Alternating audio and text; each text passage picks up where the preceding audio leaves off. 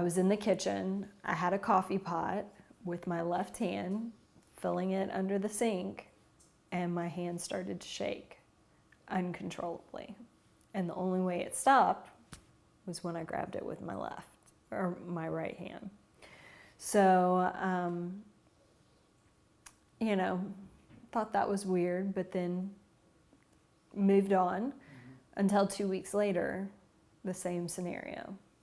Coffee pot under the sink, started shaking uncontrollably. The only way to stop it was with my right hand. And so it began to happen more frequently, but certainly not all the time, every day.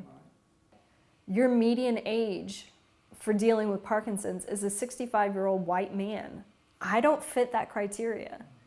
And that's when he sent me to Dr. Joseph Jankovic at Baylor College of Medicine, who specialized in Parkinson's. He has the movement disorder clinic at Baylor. So I went to him, and that was about a month and a half after being diagnosed. He immediately put me on Cinemet, and it's the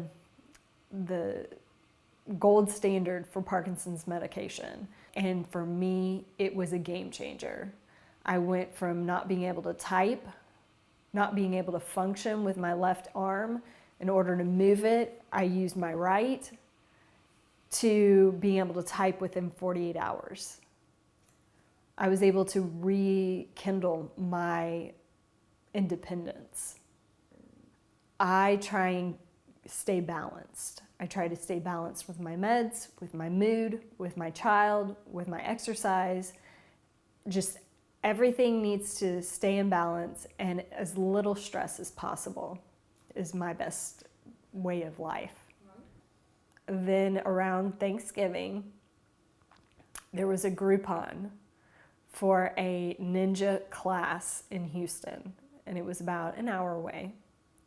And I thought, another sign from God. So I got my 2 Groupons. I thought that's all I'll need. And I submitted my tape. And 4 months later, I got the call and competed in Oklahoma City.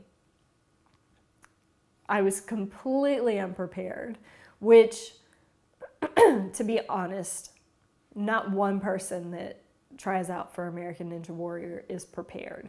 And there are some incredible athletes. But it's their job, the people that make these obstacles, to create obstacles that nobody can surpass. So it was never, I'm going to be the next American Ninja Warrior.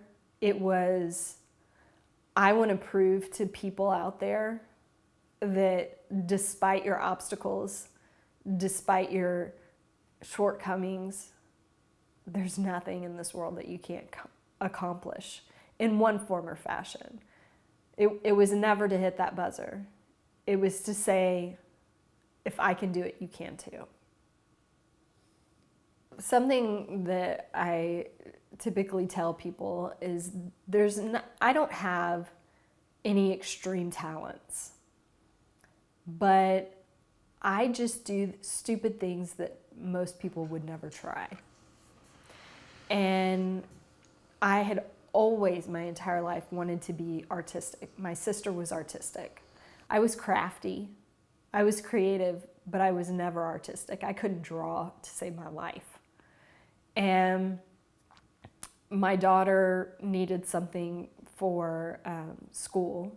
And I'd drawn this Minnie Mouse freehand, and I was like, that is not bad. And so I began drawing.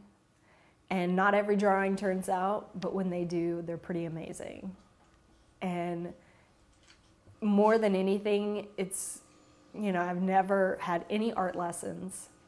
I have no formal direction, but I think that gives such a bigger story to my pieces.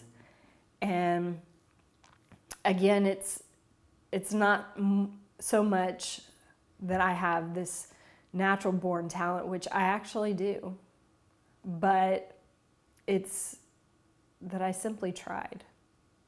So I saw a list and it was like top 10 ways to boost dopamine. And one of those is art. Sleeping boosts dopamine, art boosts dopamine, music, exercise. And I don't really remember the rest of the list, but you know, anything that's therapeutic, anything that releases stress. And stress is our biggest enemy. Life's mission and message is to really, focus on creating a better life in this world so that my daughter can have the best life imaginable. I'm giving her lessons that I would never be able to teach her otherwise. She has no idea that essentially I will probably die with Parkinson's. She knows it causes a shake, but she also knows that I'm the strongest person that she's ever met. She knows that mommy will be there no matter what. She knows that I'm a cool mom because I've been on TV. She's getting to see some amazing truths that she wouldn't have gotten without Parkinson's. And that to me, is incredible. I want her to know that in the end, throughout all of life's ups and downs, that I tried my hardest, and in particular for her.